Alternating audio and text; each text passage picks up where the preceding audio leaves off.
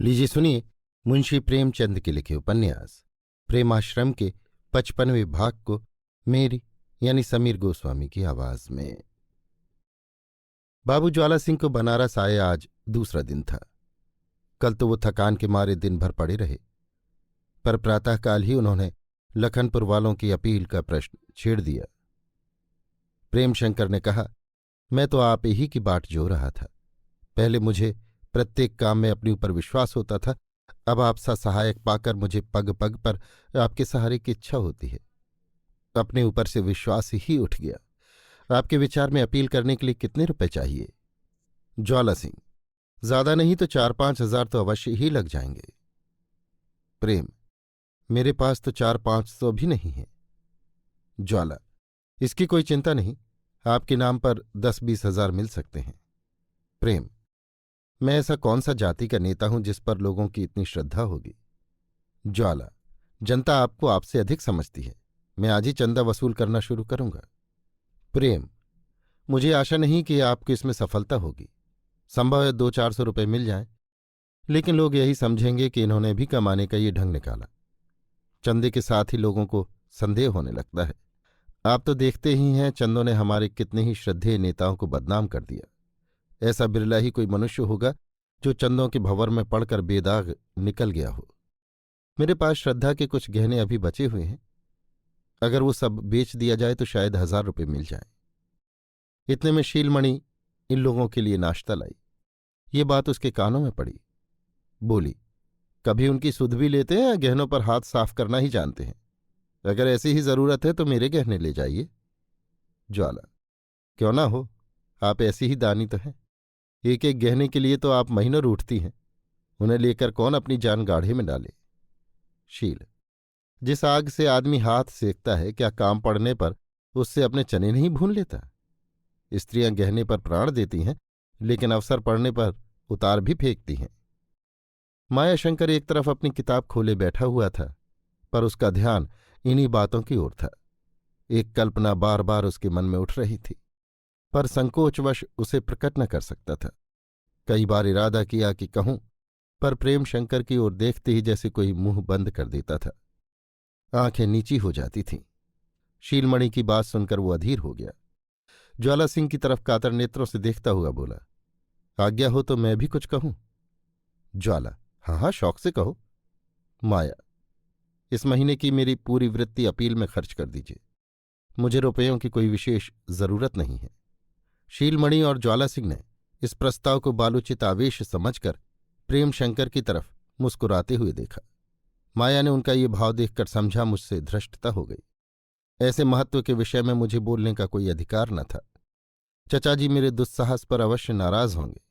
लज्जा से आंखें भर आईं और मुंह से एक सिसकी निकल गई। प्रेमशंकर ने चौंक कर उसकी तरफ देखा, हृदयगत भावों को समझ गए।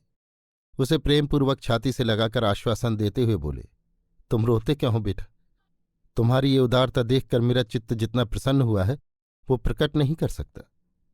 तुम मेरे पुत्र तुल्य हो, लेकिन मेरा जी चाहता है कि तुम्हारे पैरों पर सिर रख दूं। तुम्हारे हृदय में दया और विवेक है और मुझे विश्वास है कि तुम्हारा जीवन परोपकारी होगा। लेकिन मैंने तुम्हारी शिक्षा के लिए जो व्यवस्थाएं की हैं उनका व्यय तुम्हारी वृत्ति से कुछ अधिक ही है। माया को अब कुछ साहस हुआ। बोला, मेरी शिक्षा पर इतने रुपए खर्च करने की क्या जरूरत है? प्रेम, क्यों?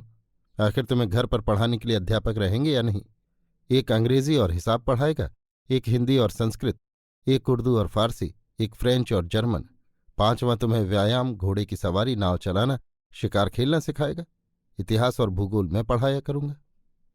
माया, मेरी कक्षा में जो लड़के सबसे अच्छे हैं वे घर पर किसी मास्टर से नहीं पढ़ते। मैं उनको अपने से कम नहीं समझता। प्रेम, तुम्हें हवा खाने के लिए एक फिटन की जरूरत है। सवारी के अभ्यास के लिए 2 घोड़े चाहिए। माया, अपराध क्षमा कीजिए, मेरे लिए इतनी मास्टरों की जरूरत नहीं है। फिटन, मोटर, शिकार, पोलो को भी मैं व्यर्थ समझता हूं। हाँ, एक घोड़ा गोरखपुर से मंगवा दीजिए तो सवारी किया करूं। नाव चलाने के लिए मैं मल्लाहों की नाव पर जा बैठूंगा। उनके साथ पतवार घुमाने और डांड चलाने में जो आनंद मिलेगा वो अकेले अध्यापक के साथ बैठने में नहीं आ सकता। अभी से लोग कहने लगे हैं कि इसका मिजाज नहीं मिलता। पद्मू कई बार ताने दे चुके हैं। मुझे नक्कू रईसों की भांति अपनी हंसी कराने की इच्छा नहीं है। लोग यही कहेंगे कि अभी कल तक तो एक मास्टर भी न था, आज दूसरों की संपत्ति पाकर इतना घमंड हो गया है। प्रेम, प्रतिष्ठा का ध्यान रखना आवश्यक है। माया, मैं तो देखता हूं आप इन चीजों के बिना ही सम्मान की दृष्टि से देखे जाते हैं। सभी आपकी इज्जत करते हैं। मेरे स्कूल के लड़के भी आपका नाम आदर से लेते हैं, हालांकि शहर के और बड़े रईसों की हंसी उड़ाते हैं। मेरे लिए किसी विशेष चीज की जरूरत क्यों हो? माया के प्रत्येक उत्तर पर प्रेमशंकर का हृदय अभिमान से फूला पड़ता था। उन्हें आश्चर्य होता था कि इस लड़के में संतोष और त्याग का भाव क्यों कर उदित हुआ। इस उम्र में तो प्रायः लड़के टेम टाम पर जान देते हैं। सुंदर वस्त्रों से उनका जी नहीं भरता, चमक दमक की वस्तुओं पर लट्टू हो जाते हैं। ये पूर्व संस्कार है और कुछ नहीं। निरुत्तर होकर बोले, रानी गायत्री की यही इच्छा थी, नहीं तो इतने रुपए क्यों खर्च करती? माया, यदि उनकी ये इच्छा होती तो क्या वो मुझे ताल्लुकेदारों के स्कूल में नहीं भेज देती? मुझे आपकी सेवा में रखने से उनका उद्देश्य यही होगा कि मैं आपके पद चिन्हों पर चलूं। प्रेम, तो ये रुपए खर्च क्यों कर होंगे? माया, इसका फैसला रानी अम्मा ने आप पर ही छोड़ दिया है। मुझे आप उसी तरह रखिए जैसे आप अपने लड़कों को रखते हैं। मुझे ऐसी शिक्षा न दीजिए और ऐसे व्यसनों में न डालिए कि मैं अपनी दीन प्रजा के दुख दर्द में शरीक न हो सकूं। आपके विचार में मेरी शिक्षा की यही सबसे उत्तम विधि है। प्रेम, नहीं, मेरा विचार तो ऐसा नहीं, लेकिन दुनिया को दिखाने के लिए ऐसा ही करना पड़ेगा। नहीं तो लोग यही कहेंगे कि मैं तुम्हारी वृत्ति का दुरुपयोग कर रहा हूं। माया, तो आप मुझे इस ढंग पर शिक्षा देना चाहते हैं जिसे आप स्वयं उपयोगी नहीं समझते। लोगों के दुराक्षेपों से बचने के ही लिए आपने ये व्यवस्थाएं की हैं। प्रेमशंकर शर्माते हुए बोले, हाँ, बात तो कुछ ऐसी ही है। माया, मैंने अपने वजीफे के खर्च करने की और ही विधि सोची है। आप बुरा न माने तो कहूं? प्रेम, हाँ हाँ, शौक से कहो। तुम्हारी बातों से मेरी आत्मा प्रसन्न होती है। मैं तुम्हें इतना विचारशील न समझता था। ज्वाला सिंह, इस उम्र में मैंने किसी को इतना चैतन्य नहीं देखा। शीलमणि प्रेमशंकर की ओर मुंह करके मुस्कुराई और बोली, इस पर आपकी ही परछाई पड़ी है। माया, मैं चाहता हूं कि मेरा वजीफा गरीब लड़कों की सहायता में खर्च किया जाए। 10-10 रुपए की 199 वृत्तियां दी जाएं तो मेरे लिए 10 रुपए बच रहेंगे। इतने में मेरा काम अच्छी तरह चल सकता है। प्रेमशंकर पुलकित होकर बोले, बेटा, तुम्हारी उदारता धन्य है। तुम देवात्मा हो। कितना देव दुर्लभ त्याग है, कितना संतोष। ईश्वर तुम्हारे इन पवित्र भावों को सुदृढ़ करे, पर मैं तुम्हारे साथ इतना अन्याय नहीं कर सकता। माया, तो 2-4 वृत्तियां कम कर दीजिए, लेकिन ये सहायता उन्हीं लड़कों को दी जाए जो यहां आकर खेती और बुनाई का काम सीखें। ज्वाला, मैं इस प्रस्ताव का अनुमोदन करता हूं। मेरी राय में तुम्हें अपने लिए कम से कम 500 रुपये रखने चाहिए। बाकी रुपए तुम्हारी इच्छा के अनुसार खर्च किए जाए। 75 वृत्तियां बुनाई और 75 खेती के काम सिखाने के लिए दी जाए। भाई साहब कृषि शास्त्र और विज्ञान में निपुण हैं। बुनाई का काम मैं सिखाया करूंगा। मैंने इसका अच्छी तरह अभ्यास कर लिया है। प्रेमशंकर ने ज्वाला सिंह का खंडन करते हुए कहा, मैं इस विषय में रानी गायत्री की आज्ञा और इच्छा के बिना कुछ नहीं करना चाहता। मायाशंकर ने निराश भाव से ज्वाला सिंह को देखा और फिर अपनी किताब देखने लगा। इसी समय डॉक्टर इरफान अली के दीवान खाने में भी इसी विषय पर वार्तालाप हो रहा था। डॉक्टर साहब सदैव अपने पेशे की दिल खोलकर निंदा किया करते थे। कभी कभी न्याय और दर्शन के अध्यापक बन जाने का इरादा करते, लेकिन उनके विचार में स्थिरता न थी। न विचारों को व्यवहार में लाने के लिए आत्मबल ही था। नहीं, अनर्थ ये था कि वो जिन दोषों की निंदा करते थे उन्हें व्यवहार में लाते हुए जरा भी संकोच न करते थे। जैसे कोई जीर्ण रोगी पथ्यों से ऊबकर सभी प्रकार के कुपथ्य करने लगे। उन्हें इस पेशे की धनलोलुपता से घृणा थी, पर आप मुवक्किलों को बड़ी निर्दयता से निचोड़ते थे। वकीलों की अनीति का रोना रोते थे, पर आप दुर्नीति के परम भक्त थे। अपने हलवे माड़े से काम था, मुवक्किल चाहे मरे या जिए। इनकी स्वार्थपरायणता और दुर्नीति के ही कारण लखनपुर का सर्वनाश हुआ था। लेकिन जब से प्रेमशंकर ने उपद्रवकारियों के हाथों उनकी रक्षा की थी, तभी से उनकी रीत नीति और आचार विचार में एक विशेष जागृति सी दिखाई देती थी। उनकी धनलिप्सा अब उतनी निर्दय न थी। मुवक्किलों से बड़ी नम्रता का व्यवहार करते, उनके वृत्तांत को विचारपूर्वक सुनते, मुकदमे को दिल लगाकर तैयार करते। इतना ही नहीं, बहुधा गरीब मुवक्किलों से केवल शुक्राना लेकर ही संतुष्ट हो जाते थे। इस सद्व्यवहार का कारण केवल यही नहीं था कि वो अपने खोए हुए सम्मान को फिर प्राप्त करना चाहते थे, बल्कि प्रेम शंकर का संतोषमय, निष्काम और निष्प्रह जीवन उनके चित्त की शांति और सहृदयता का मुख्य प्रेरक था। उन्हें जब अवसर मिलता प्रेम शंकर से अवश्य मिलने जाते और हर बार उनके सरल और पवित्र जीवन से मुग्ध होकर लौटते थे। अब तक शहर में कोई साधु सात्विक पुरुष न था जो उन पर अपनी छाप डाल सके। अपने सहवर्गियों में वो किसी को अपने से अधिक विवेकशील, नीतिपरायण और सहृदय न पाते थे। इस दशा में वो अपने को ही सर्वश्रेष्ठ समझते थे और वकालत की निंदा करके अपने को धन्य मानते थे। उनकी स्वार्थ वृत्ति को उन्मत्त करने के लिए इतना ही काफी था। पर अब उनकी आंखों के सामने एक ऐसा पुरुष उपस्थित था जो उन्हीं का सा विद्वान, लेख और वाणी में उन्हीं का सा कुशल था, पर कितना विनयी, कितना उदार, कितना दयालु, कितना शांत चित्त, जो उनकी असाधुता से दुखी होकर भी उनकी उपेक्षा न करता था। अतएव अब डॉक्टर साहब को अपने पिछले अपकारों का पश्चाताप होता था। वो प्रायश्चित करके अपयश और कलंक के दाग को मिटाना चाहते थे। उन्हें लज्जावश प्रेम शंकर से अपील के लिए अनुरोध करने का साहस न होता था, पर उन्होंने संकल्प कर लिया था कि अपील में अभियुक्तों को छुड़ाने के लिए दिल तोड़कर प्रयत्न करूंगा। वो अपील के खर्च का बोझ भी अपने ही सिर लेना चाहते थे। महीनों से अपील की तैयारी कर रहे थे। मुकदमे की मिसलें विचारपूर्वक देख डाली थी, जिरह के प्रश्न निश्चित कर लिए थे और अपना कथन भी लिख डाला था। उन्हें इतना मालूम हो गया था कि ज्वाला सिंह के आने पर अपील होगी। उनके आने की बड़ी उत्सुकता से प्रतीक्षा कर रहे थे। प्रातःकाल का समय था। डॉक्टर साहब को ज्वाला सिंह के आने की खबर मिल गई थी। उनसे मिलने के लिए जा ही रहे थे कि सैयद हुसैन का आगमन हुआ। उनकी सौम्य मूर्ति पर काला चुगा बहुत खिलता था। सलाम बंदगी के बाद सैयद साहब ने इरफान अली की ओर संदेह की दृष्टि से देखकर कहा, आपने देखा इन दोनों भाइयों ने रानी गायत्री को कैसा शीशे में उतार लिया। एक साहब ने रियासत हाथ में कर ली और दूसरे साहब 2000 रुपये के मौरूसी वसीकेदार बन गए। लौंडे की तालीम में ज्यादा से ज्यादा 400-500 खर्च हो जाएंगे। और क्या, दुनिया में कैसे कैसे बगला भगत छिपे हुए हैं। ईजाद हुसैन को बदगुमानी का मर्ज था। जब से उन्हें ये बात मालूम हुई थी उनकी छाती पर सांप लौट रहा था, मानो उन्हीं की जेब से रुपए निकाले जाते हैं। ये कितना अनर्थ था कि प्रेम शंकर को तो 2000 रुपये महीने बिना हाथ पैर हिलाए घर बैठे मिल जाएं और उस गरीब को इतना छल प्रपंच करने पर भी रोटियों की चिंता लगी रहे। डॉक्टर महाशय ने व्यंग भाव से कहा, इस मौके पर आप चूक गए। अगर आप रानी साहिबा की खिदमत में डेपुटेशन लेकर जाते तो इत्तेहादी यतीम खाने के लिए 1000 का वसीका जरूर बंध जाता। ईजाद हुसैन, आप तो जनाब मजाक करते हैं। मैं ऐसा खुशनसीब नहीं हूं, मगर दुनिया में कैसे कैसे लोग पड़े हुए हैं जो त्याग का नूरानी जाल फैलाकर सोने की चिड़िया फंसा लेते हैं। डॉक्टर साहब ने तिरस्कार की दृष्टि से देखकर कहा, लाला ज्ञान शंकर की निस्बत आप जो चाहे ख्याल करें, लेकिन बाबू प्रेम शंकर जैसे नेक नियत आदमी पर आपका शुभ करना बिल्कुल बेजा है, और जब वो आपके मददगारों में हैं तो आपका उनसे बदगुमान होना सरासर बेइंसाफी है। मैं उन्हें अरसे से जानता हूं और दावे के साथ कह सकता हूं कि ऐसा बेलौस आदमी इस शहर में क्या, इस मुल्क में मुश्किल से मिलेगा। वो अपने को मशहूर नहीं करते, लेकिन कौम की जो वो खिदमत कर रहे हैं, काश और लोग भी करते तो ये मुल्क स्वर्ग तुल्य हो जाता।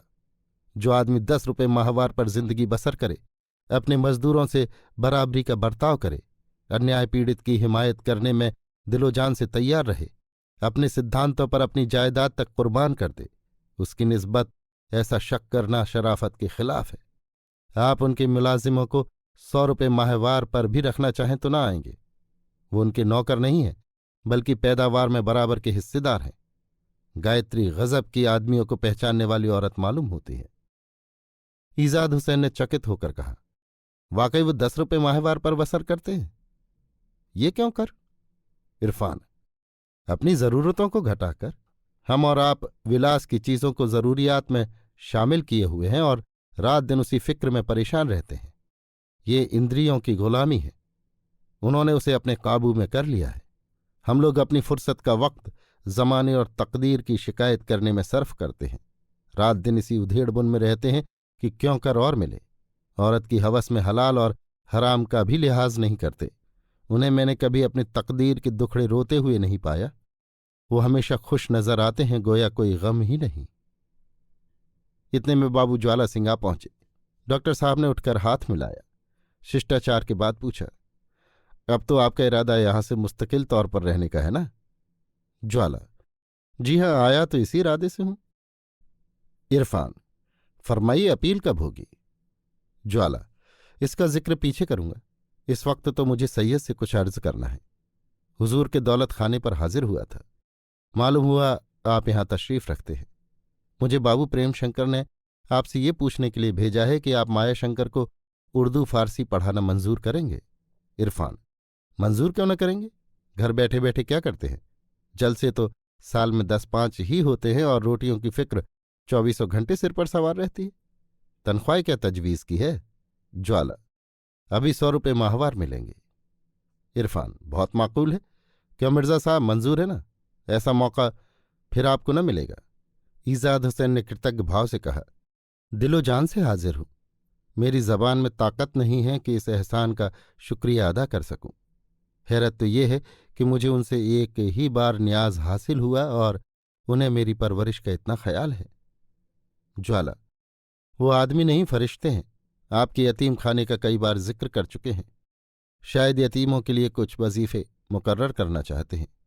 इस वक्त सब कितने यतीम हैं? उपकार ने ईजाद हुसैन के हृदय को पवित्र भावों से परिपूरित कर दिया। अतिशयोक्ति से काम न ले सके। एक क्षण तक वो असमंजस में पड़े रहे, पर अंत में सद्भावों ने विजय पाई। बोले, जनाब, अगर आपने किसी दूसरे मौके पर यह सवाल किया होता तो मैं उसका कुछ और ही जवाब देता, पर आप लोगों की शराफत और हमदर्दी का मुझ जैसे दगाबाज आदमी पर भी असर पड़ ही गया। मेरे यहां 2 किस्मों के यतीम हैं, एक मुस्तकिल और दूसरे फसली। जरूरत के वक्त इन दोनों की तादाद 50 से भी बढ़ जाती है, लेकिन फसली यतीमों को निकाल दीजिए तो सिर्फ 10 यतीम रह जाते हैं। मुमकिन है आप इनको यतीम न ख्याल करें, लेकिन मैं समझता हूं गरीब आदमी के अजीजों के लड़के सच्चे यतीम हैं।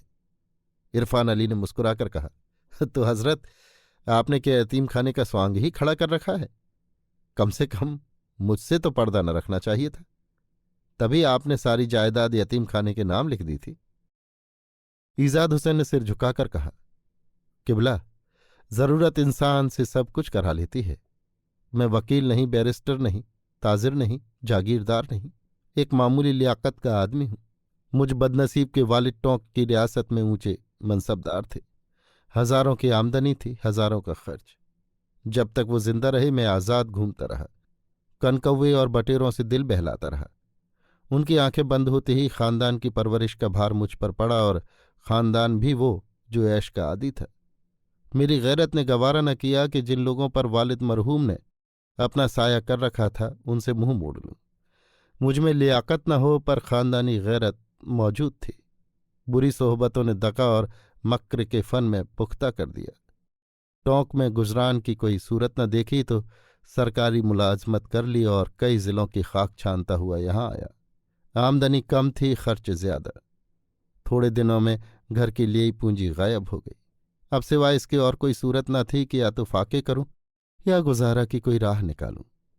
सोचते सोचते यही सूझी जो अब कर रहा हूं। इरफान अली, अंदाजन आपको सालाना कितने रुपए मिल जाते होंगे? ईजाद, अब क्या कुछ भी पर्दा न रहने दीजिएगा? इरफान, अधूरी कहानी नहीं छोड़ी जाती। ईजाद, तो जनाब कोई बंधी हुई रकम है नहीं, और ना मैं हिसाब लिखने का आदी हूं। जो कुछ मुकद्दर में है मिल जाता है। कभी कभी 1-1 महीने में हजारों की आफत हो जाती है, कभी महीना रुपयों की सूरत देखनी नसीब नहीं होती। मगर कम हो या ज्यादा, इस कमाई में बरकत नहीं है। हमेशा शैतान की फटकार रहती है। कितनी ही अच्छी ग़िज़ा खाइए, कितने ही शान से रहिए, पर वो दिली इत्मीनान नहीं हासिल होता जो हलाल की रूखी रोटियों और गज़ी गाढ़ों में है। कभी कभी तो इतना अफसोस होता है कि जी चाहता है जिंदगी का खात्मा हो जाए तो बेहतर। मेरे लिए 100 रुपये लाखों के बराबर है।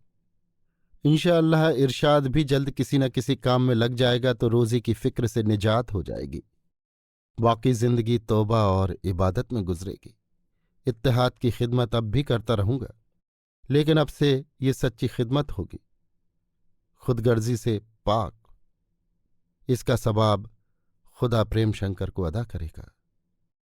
थोड़ी देर में अपील के विषय में परामर्श करने के बाद ज्वाला सिंह मिर्जा साहब को साथ लिए हाजीपुर चले। डॉक्टर साहब भी साथ हो लिए। अभी आप सुन रहे थे मुंशी प्रेमचंद के लिखे उपन्यास प्रेमाश्रम के 55वें भाग को मेरी यानी समीर गोस्वामी की आवाज में।